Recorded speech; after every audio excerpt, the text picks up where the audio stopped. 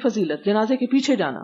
وقال زید بن ثابت رضی اللہ عنہ اذا صلیت فقد قضیت الذی علیک، کہ جب تو نے جنازے کی نماز پڑھ لی تو اپنا قرض ادا کر دیا، قضیت پورا کر دیا، الذی علیک جو تجھ پر تھا، یعنی جو فرض عائد ہوتا تھا. وقال حمید بن ہلال ما علمنا علی الجنازۃ اذنا، کہ ہم نے نہیں جانا کہ نماز جنازہ میں کوئی اجازت بھی لینی ہوتی، یعنی جنازہ پڑھنے کے لیے کسی کی اجازت ضروری نہیں ہے. ولیکن من صلی ثم رجع فلہ قیرات، لیکن جو نماز جنازہ پڑھ کے واپس چلا جائے تو اس کو 1 قیرات کا ثواب ملے گا، اور 1 قیرات 1 پہاڑ کے برابر ہوتا ہے. اور اگر کوئی نماز جنازہ پڑھنے کے بعد دفن میں بھی شریک ہوتا ہے تو اس کے لیے 2 قیرات کا ثواب ہے.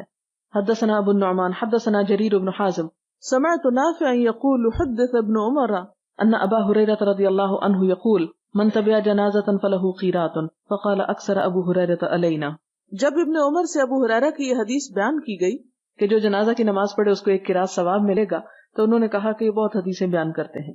فصدقت یعنی عائشہ ابا ہریرہ، تو حضرت عائشہ رضی اللہ تعالی عنہا نے بھی حضرت ابو ہریرہ کی تصدیق کی. یعنی کہنے کا مطلب یہ تھا بہت حدیثیں بتا دی، گویا شک کر رہے تھے، لیکن حضرت عائشہ نے فوراً حضرت ابو ہریرہ کی تائید کی. اور کیا کہتی ہیں کہ انہوں نے سچ کہا. وقالت، کہنے لگی، سمعت رسول اللہ صلی اللہ علیہ وسلم، کہ میں نے بھی نبی صلی اللہ علیہ وسلم سے سنا ہے، یقولہ، آپ فرماتے تھے.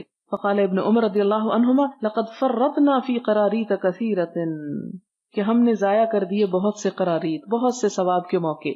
فرطت ضیعت من امر اللہ، افراط تفریط کا لفظ بھی اسی سے ہے.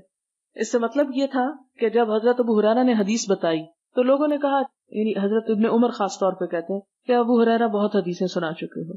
تو اس پر حضرت عائشہ ان کی ہاں میں ہاں ملاتی ہیں اور مزید تائید کرتی ہیں. تو اس پر ابن عمر ریئلائز کر لیتے کہ میری یہ کمنٹ ٹھیک نہیں تھے. کہتے ہیں ہم نے تو پھر بہت سے قیرات گنوا دیے ہیں، یعنی ایسے مواقع جن میں ہم جنازے میں شریک ہو کر ثواب لے سکتے تھے ہم نے نہیں لیا.